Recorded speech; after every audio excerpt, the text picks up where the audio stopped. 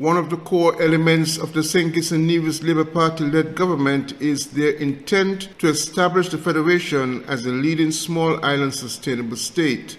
From all indicators, this moment in time is perhaps the best opportunity to begin the process with a number of positives going for the Federation. Among these are progress in the geothermal energy development on Nevis and the recent signing of a partnership agreement with Afreximbank and several CARICOM member countries. In a meeting between Prime Minister Dr. Terence Drew and Mr. Rene Awamben in September of 2022, the global head of client relations for Afreximbank and other members of the organization discussed various projects for St. Kitts and Nevis. Now, St. Kitts and Nevis has to ratify the CARICOM Afreximbank agreement, just as the bank approved over $1 billion for the CARICOM region. A recent press release from the Prime Minister's press secretary stated in part, quote, the US $1.5 billion financing approved by the Board of Directors of Afreximbank enables CARICOM member countries to access the bank's financing instruments through financing facilities that support various identified economic sectors, including tourism, healthcare, renewable energy, shipping, mining, agriculture and agribusiness, air links and aquaculture. Afreximbank will also work to support local financial institutions to source finance for small and medium business enterprises, SMEs, end quote. From various comments by the Prime Minister of St. Kitts and Nevis, they have particular interest in accessing these funds to support agriculture and fisheries development, energy infrastructure, and enhancing significantly the country's export potential. Glenn Barth reporting for Skn Newsline. Political analyst Peter Wickham believes the Nevis Reformation Party, NRP, based on their performance in the recently held Nevis Island Assembly elections, is a party in resurgence. The NRP won 2 of the 5 seats in the Assembly after previously languishing with 1 seat over the past 5 years. Mr. Wickham spoke highly of party leader Dr. Janice Daniel Hodge, who narrowly won her seat in the St. James's constituency, defeating former Deputy Premier Alexis Jeffers, who had previously held that seat for 2 consecutive terms. Dr. Hodge is, in a sense, doing what one would think a party should do, in that you move away from Joseph Parry, you move away from the old guard, you build a new ethos. She's not exactly a young person in age numerically, but certainly in politics she's young, and she seems to be stepping out on a path that's certainly very different to that of the previous situation where the politics was about gift-giving and things of that nature. She seems to be on a developmental path, and one would argue that she's doing the right thing. But Mr. Wickham believes for the NRP to secure election success, they would have to gain support of the overseas voters. And maybe that's something that they need to look at on the other occasion. You know, in the past, when the NRP did well, it was largely because the NRP was able to canvass, to court, and to secure significant voters from overseas. And it would appear as though that's not a priority for them now. They fought the game on the ground. But clearly this is going to be insufficient to carry them over. But I think they should be very happy with their performance. Dr. Hodge should be very happy with her performance. She will now be part of a relatively strong opposition in Nevisian terms. And she has the capacity now to be able to build a movement even further. Despite losing this election, Mr. Wickham believes the results in each of the seats show the NRP is gaining momentum and an election swing is against the incumbent Concerned Citizens Movement, the CCM. The NRP claimed there were electoral irregularities in the December 12th poll and that they will be challenging the results. Andre Huey, Skn Newsline.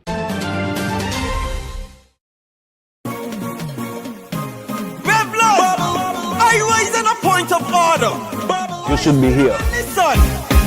Sit down and listen. When we get back, you should be here. When we get back in the You should be here. When we go sit and wine again. You should be here. What if Carnival sail on the ark again? You should be here. Payments and safety checks to ensure your property is well kept. Dreams manages and optimizes your rental listing, recruits tenants, and much more. Looking to sell that parcel of land or property, or dreaming of owning your own? Trust Dreams under the leadership and experience of its CEO, Velma Merchant. Many can attest to her professionalism and customer service. Diamond Real Estate Management in Kitts. Call 663-7326 or visit their office at 15 Shadwell Industrial Estate, making your real estate dreams come true.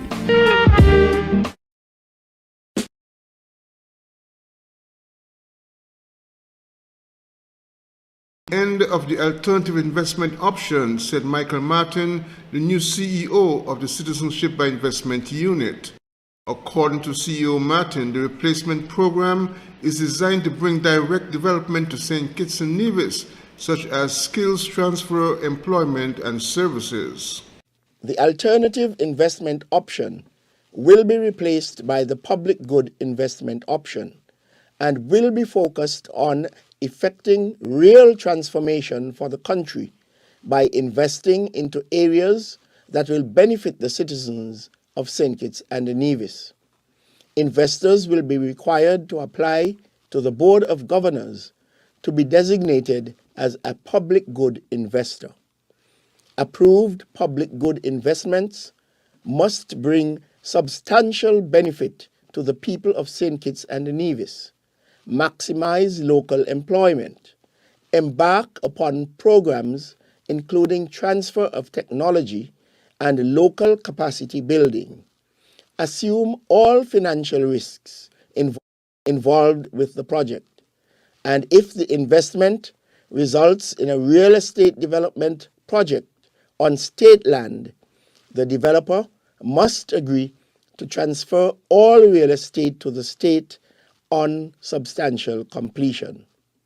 Martin said the minimum investment for approved public good investments is US $175,000, making it a competitive option for investors. Glenn Bart reporting for Skn Newsline. Small businesses need to adopt proper accountability and planning to ensure success, especially in these economically challenging times. So explains accountant Winston Thompson of Thompson & Company. Mr. Thompson is from the Caribbean but operates his firm in the U.S. For the most part, small businesses don't necessarily apply proper accountability at the level of importance that requires. For example, if you're looking to start a business and you want to grow your business and you have a plan, you're ready to do it, you have to be able to measure exactly what it's going to take in terms of capital to do that. So in order to do that, you have to be able to have some measure of what you expect to do, and you have to understand pricing. So being able to have that plan and a perspective as where they want to go, I find that most small businesses don't do that. So they would start selling their products and hiring people, but don't know whether or not they're making a profit or not. Having lived for several years in the United States, Mr. Thompson sees some similarities in challenges faced by small enterprises in the Caribbean and in New York, where he's based. Financing, what it will take to actually get that business up and running or maintain it a certain period of time, and not only startup capital, but the cash flow that the business will generate. And then other factors, marketing certainly is a key thing. You plan to grow the business, right? Digital marketing may be a major component of that, right? Certainly the local marketing is important too. It all depends on where you're scaling. We are in the process of scaling. If you're local primarily right now with an intention to go beyond your community, then of course you want to have more of a concentration of marketing in your area where you can reach your target market. And then comes, the accounting, tax planning, then comes financial planning, and of course, because you're in the business to make money, right, for yourself and your family. Mr. Thompson shares a bit of his story on how he became an accountant. So yeah, I had I would say a comfort level with numbers, but I think that accounting is more than just numbers. Accounting is really the foundation of a system that measures and projects, where a company wants to take their business, and it has to do with knowledge of an industry, It has a lot to do with various laws, you know, and so it's more than just a comfort level with numbers. You really have to have a broad-based business appreciation. And actually, when I started with the accounting firm, it wasn't just about numbers. We were part of a major auditing firm. That was a good background and a good experience to be able to come into a business that you've never been in before and really understand it in a relatively short period of time, exactly what they do and where the weaknesses are, where the strengths are. So that, coupled with the accounting and tax knowledge and so forth, gives us as a firm a much broader perspective on how to work with small business. Thompson and a company located in Brooklyn, New York, offers business consulting, finance services, accounting services, marketing strategy, financial planning, wealth accumulation and protection, and tax services. More information can be found on their website, www.thompsoncompany.com. I'm Andre Huey for Skn Newsline.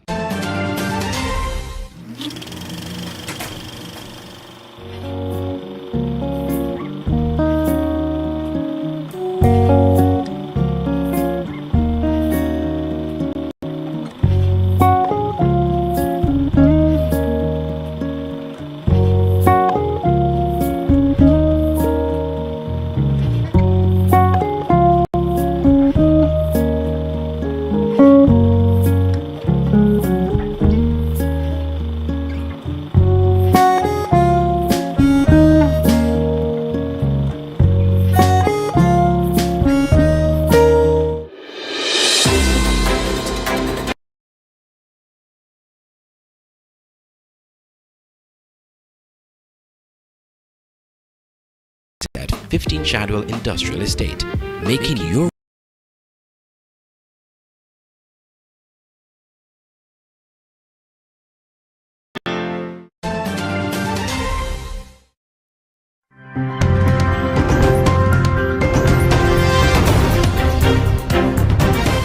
in the Florida Keys, just days after hundreds of migrants landed on South Florida's shores, prompting the closure of Dry Tortugas National Park. Another 140 arrived today in Key Largo. The migrants were believed to have made it on American land after risking their lives to leave their own country, but will they get to stay?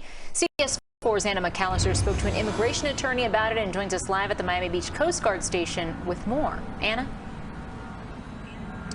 Lauren, Elliott, there are several agencies who are working on this. This includes the U.S. Border Patrol, the Coast Guard, and the Monroe County Sheriff's Office. But I also spoke to a local immigration attorney who tells me it's only going to be a matter of weeks, if not sooner, for these migrants to be sent back.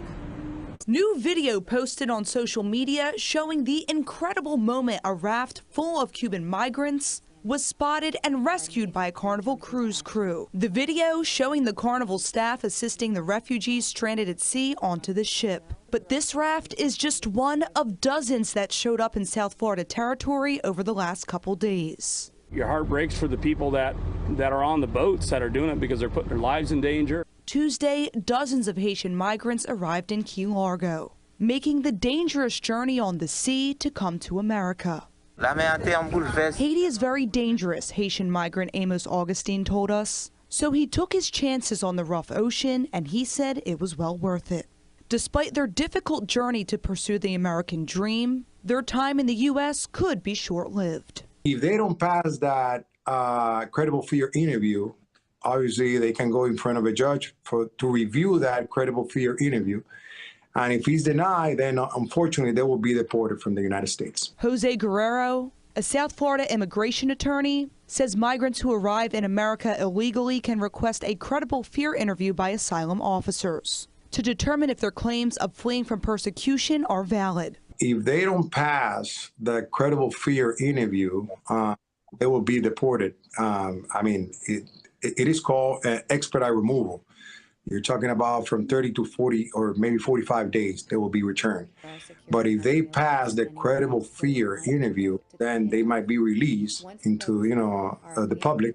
And then it will take years for them to go in front of an immigration judge to have, you know, his or her asylum case heard in front of the judge. Regardless of the risks, migrants are showing up in droves to South Florida, and according to the U.S. Border Patrol, the Miami sector has seen a 400% increase in migrant encounters since October 1st, 2022.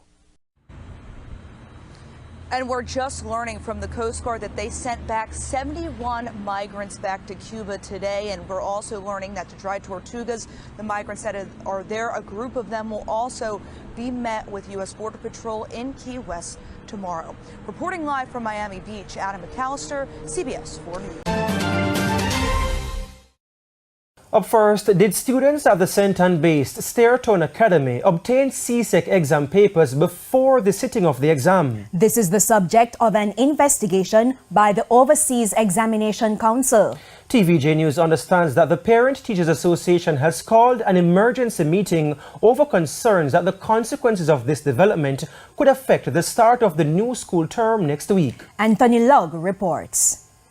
There was jubilation at the Stairton Academy in St. Anne last year after the school's performance in the 2022 CSEC exams. The school outperformed many traditional high schools in Region 3 in subjects like mathematics and music. In fact, it was ranked number 1 in the Caribbean in music. But news surfaced weeks after the results that the students allegedly cheated. It's alleged that a teacher facilitated the cheating, but the principal denies that any cheating took place. TVJ News has learned that the Overseas Examination Council has written to the Ministry of Education indicating that it has sufficient evidence to conduct an investigation into the allegations. That probe is expected to get underway sometime this month. As such, the principal, the examinations coordinator, the acting grade supervisor, the mathematics teacher, and the special education coach have been placed on special leave effective January 1. It's understood that members of the school's PTA have objected to the special leave. They've planned an emergency meeting on Thursday. When contacted, the education minister declined comment, saying that the matter is now in the hands of the Overseas Examination Council. Anthony Lugg, TVJ News.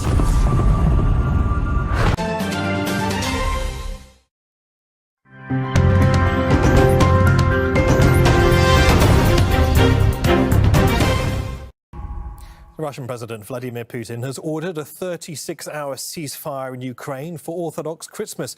It is set to come into effect on January the 6th. The Kremlin is calling on Kiev to do the same. The Russian Orthodox Patriarch Kirill initiated the request. Well, earlier, Turkish President Recep Tayyip Erdogan held phone conversations with Presidents Putin and Zelensky. If Kiev accepts, it would be the first ceasefire between the warring nations since Russia launched its invasion almost a year ago. Well, let's go live to Kiev now and our correspondent Charles Stratford. It's one thing, Charles, Vladimir Putin suggesting a ceasefire. It's another thing, of course, Kiev accepting. What more can you tell us about their response? Well, certainly at this stage, it seems highly doubtful that Ukraine would accept such an offer from President Putin. As you say, this initially comes from a suggestion made by the Moscow Patriarch Kirill, Russian Patriarch Kirill there, looking for this 36-hour ceasefire from midday, which effectively would be on Orthodox Christmas Eve, right the way through the next day, Christmas Day, until 12 midnight. And it was a response to Patriarch Kirill's suggestion that we heard from an advisor in the president's office, Mikhail Podolyak, and he just called this a cynical trap. So we haven't had any official statement yet by President Zelensky, but one can only assume that it's going to be consistent with what Mr. Podolyak said. I mean, just to give you a little bit of background here, there's a very interesting sort of change of atmosphere in Ukraine that is gathering pace in as far as a move away from fundamentally an Orthodox Christmas here, because many Ukrainians associate Orthodoxy with Russia and by default Russian aggression. So, for example, Christmas that has just gone by for the Julian calendar, that now is being gradually pushed for by many people in Ukraine to be celebrated on the 24th and the 25th.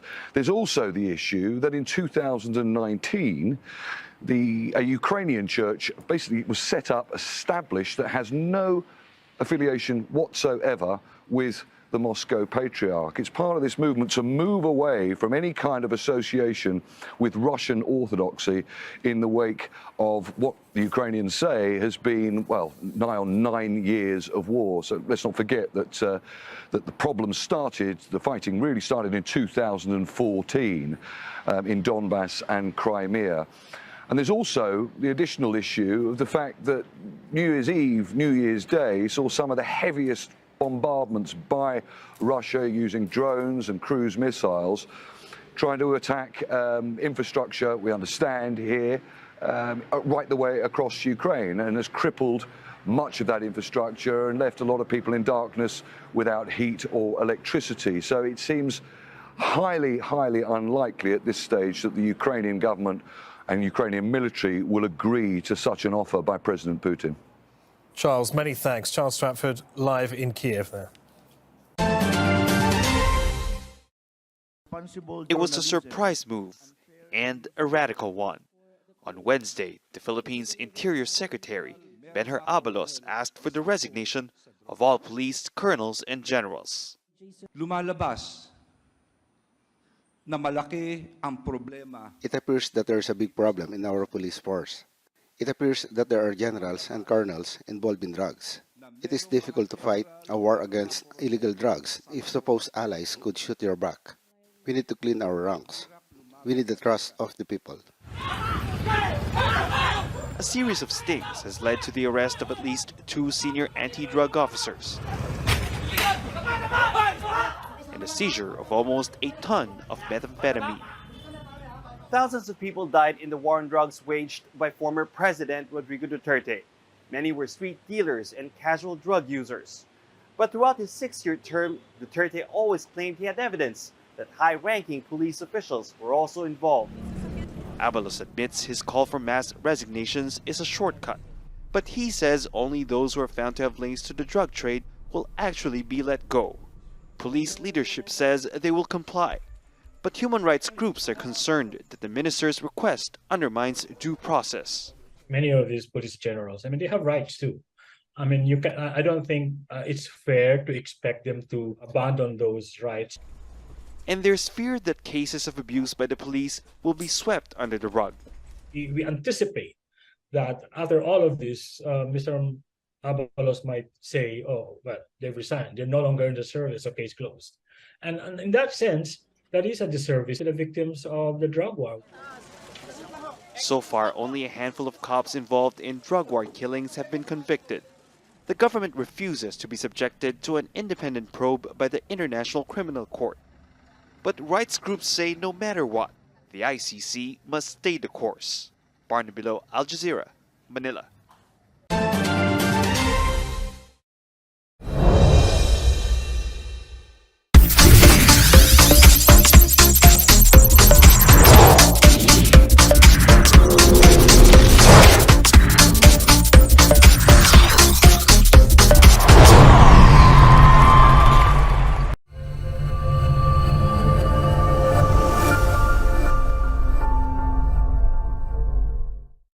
Elka Limited Security Forces FC is one of 2 teams promoted to the Skn Premier League from Division 1. Though they lost the Division 1 finals in a lopsided affair to Sandy Point FC, Security Forces proved to be one of the most consistent teams in the Division 1 season. One of their coaches, in a post-match interview, believes Security Forces will be a tough team to beat in the Premier League once the team maintains the philosophy it has been taught. The team is definitely understanding what we want to play. But we haven't reached where we want as yet. It's coming. And I'm telling you, when they really understand the role specifically, we're going to improve tremendously and we're going to be a threat. Not only in the first division, but in the Premier League. I've been around football since in the 80s. I've coached Canary, coached Kayan to the first championship. I've been coaching for years. And I think that once the team definitely get to understand what we're trying to teach, and we're going to be a big threat in the Premier League. Security Forces FC may be a team to look out for in the upcoming SKNFA Premier League season, judging from their good record in Division 1.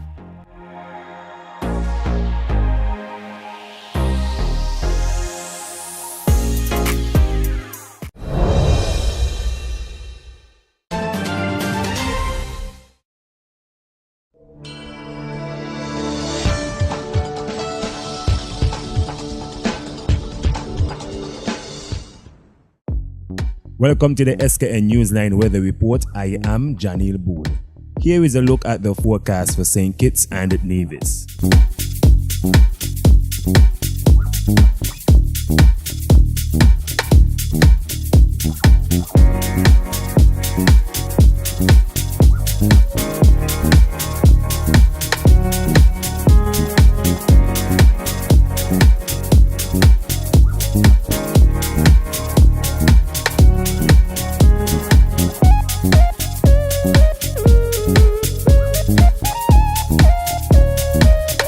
For a more detailed weather report, visit our website at www.sknnewsline.com.